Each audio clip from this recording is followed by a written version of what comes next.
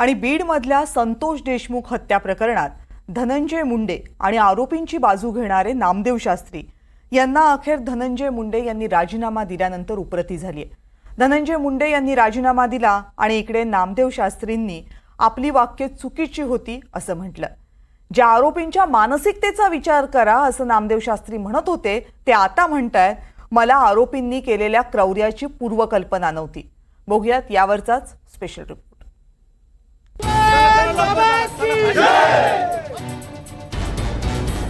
मी काल धनंजयला बोलता बोलता या गोष्टी बोललो की आमच्या क्षेत्रात इतका त्रास सहन करणारा असता तो मोठा संत झाला असता। त्याच्यामध्ये धनंजय मुंडे खंडणी करून जगणारा माणूस किंवा गुन्हेगार नाहीये।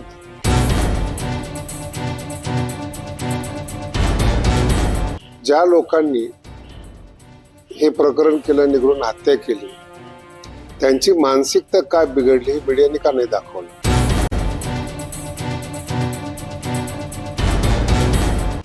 गुन्हेगार नाहीये धनंजय, हे मी 100% सांगू शकतो। भगवानगडचे महंत नामदेव शास्त्रींची ही वक्तव्य बघा।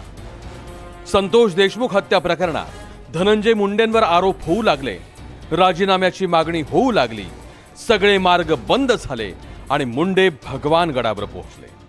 30 जानेवारीच्या रात्री धनंजय मुंडेंनी नामदेव शास्त्रींशी चर्चा केली आणि 31 जानेवारीला नामदेव शास्त्रींनी पत्रकार परिषदेत मुंडेंना थेट संतपद बहाल केलं। मी काल धनंजयला बोलता बोलता या गोष्टी बोललो की आमच्या क्षेत्रात इतका त्रास सहन करणारा असता तो मोठा संत झाला असता। कारण की एकदाच धनंजयवर ही पाळी आलेली नाही। घर फुटलं तेव्हा धनंजयने भरपूर सोचलेले, तिथून पुढे उंच उडान घेत असताना पुन्हा गेले 53 दिवसापासून त्याची मानसिक अवस्था किती आहे। जरी तो आज इथे आलेला आहे तर तुम्ही त्याच्या हाताला पहा, सलाईन लावलेला आहे। किती सहन करावं एखाद्या माणसाने। 31 जानेवारी ही 30 तारीख आहे ज्या दिवशी वाल्मिक कराड फिल्मी स्टाईलने पुणे CID ऑफिसमध्ये शरण आला होता। म्हणजे वाल्मिक कराडला अटक झाल्यावर मी सुटलो असं सांगण्यासाठी धनंजय मुंडेंना कोणाची तरी गरज होती, जी नामदेव शास्त्रींनी पूर्ण केली। त्यांनी मुंडेंसोबतच संतोष देशमुखांच्या मारेकऱ्यांची ही पाठराखण केली। मारेकऱ्यांची मानसिकता मीडियाने समजून घ्यायला हवी असं म्हटलं। मला अजूनही मीडियाला एक विचारावंसं वाटतं की ज्या लोकांनी हे प्रकरण केलं, निघून हत्या केली, त्यांची मानसिकता काय बिघडली हे मीडियाने का नाही दाखवलं? कारण की अगोदर त्यांना जी मारहाण झालेली आहे ते पण दखल घेण्याजोगी आहे असं मला वाटतं। आणि तो त्यांच्या गावातला बैठकीतला विषय आहे, त्याला सेन्सिटिव्ह विषयाला राजकीय हवा देऊन सामाजिक सलोखा बिघडला असं मला वाटतं। यातून नामदेव शास्त्रींच्या वक्तव्याने महाराष्ट्रात संताप व्यक्त व्हायला लागला। संतोष देशमुखांची लेक आणि भाऊ नामदेव शास्त्रींच्या भेटीला पोहोचले। तुम्ही आमचे जे विचार होते किंवा माझ्या वडिलांची हत्या कशी झाली त्याचं मागचं कारण काय, ती घटना कशी, जशी मगाशी तुम्हाला चाचाने सांगितली, तेवढंच तुम्ही आमचं म्हणजे एकदा ऐकून घेतलं पाहिजे होतं आणि नंतर तुमचं जे वक्तव्य ते करा। काहीही बोललेलो नाही, मी तुमच्या पाठीमागे आहे। हा जो समाजातला प्रकार आहे वाईट लोकांनी केलेले काम आहे। तुम्ही जर भगवानगडाची शिष्या तुम्ही तुमच्या बाजूने।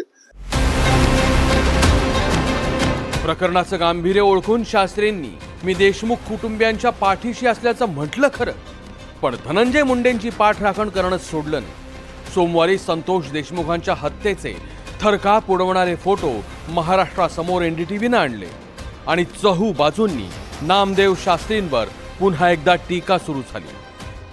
ज्या व्यक्तीचा प्राण गेलाय, जो व्यक्ती मृत आहे आणि त्या व्यक्तीवर त्या ठिकाणी लघवी करतायत आणि अमोशन नुसपणे हसतायत, अरे राक्षस सुद्धा हसू शकत नाहीत असे हसतायत, एवढी किळसवाणी घटना घडली। आणि अशा आरोपीचं तुम्ही मानसिकता तपासावा म्हणत होतात, ही घटना का घडली, याच्या मागचं काय पार्श्वभूमी आहे? अरे या ना समोर, आता तुम्ही सांगा ना। तुम्हाला त्याही वेळेस मी विनंती केली होती प्रसार माध्यमांच्या माध्यमातून की देशमुख परिवाराला त्या ठिकाणी तुम्ही पाठीशी उभे राहा, तुम्ही नुसते आरोपीचं समर्थन करू नका प्रत्यक्षरित्या। आता तुमची मानसिकता कुठे गेली? या ना, तुम्ही स्वतः न्यायाचार्य आहात, तुमच्यासारख्या न्यायाचार्य माणसानं त्या ठिकाणी आता रात्रीचे फोटो पाहून संपूर्ण महाराष्ट्र हळहळतोय, महाराष्ट्र वेदनेत आहे, महाराष्ट्र दुःखत आहे. आणि आता तुम्ही कुठे जाऊन बसलात? सोशल मीडियावर नामदेव शास्त्री ट्रोल व्हायला लागले आणि अखेर आपलं चुकलंच याची नामदेव शास्त्रींना उपरती झाली. याची मला पूर्वकल्पना नव्हती. पहिल्या दिवशी ज्यावेळेस मी पहिलं वक्तव्य दिलं, दुसऱ्या दिवशी जेव्हा धनंजय देशमुख परिवार जो गडाचा शिष्य आहे, गडाला मानणार आहे, तो आल्यानंतर त्यांनी मला याची जाण करून दिली आणि मला माझी भावना बदलली, मला ही जाण निर्माण झाली. निश्चित भगवानगड त्या कुटुंबाच्या पाठीशी आहेत. लोकांनी गैरसमज करू नयेत. मला जाण झालेली आहे. न्यायालयाला प्रार्थना आहे की आपण लवकरात लवकर त्यांना फास्ट ट्रॅकवर घेऊन न्याय मिळवून द्यावा. संतांनी सहन केलेले हाल आणि धनंजय मुंडेंच्या हाताची सलाईन याची नामदेव शास्त्रींनी केलेली तुलना ही अध्यात्माची नवी ओळखच होती. पण भर दिवसा कसलीही तमा न बाळगता एका व्यक्तीला ठेचून मारणाऱ्या व्यक्तींची मानसिकता समजून घेण्याचा जो मोठेपणा नामदेव शास्त्रींनी दाखवला, तो तर अध्यात्माच्या क्षेत्रातील शिरोमणींनाही झेपला नसता. चुकलेल्याला मार्ग दाखवणं, क्षमाशील वृत्तीनं पाहणं हे आपलं अध्यात्म जरूर सांगतं. पण कोणाचा जीव घेणं, त्यांना मरण यातना देणं, लहानग्या पोरांना पोरकं करणं हे तर अध्यात्म शिकवत नाही ना. कारण ज्या संतांनी आम्हाला माणूस पण शिकवलं, त्यांनीच नाठाळाचे माथी हाणू काठी हेही शिकवलंय. नामदेव शास्त्रींना हे इतर कोणी सांगण्याची काय गरज आहे म्हणा. Bureau report, NDTV Marathi.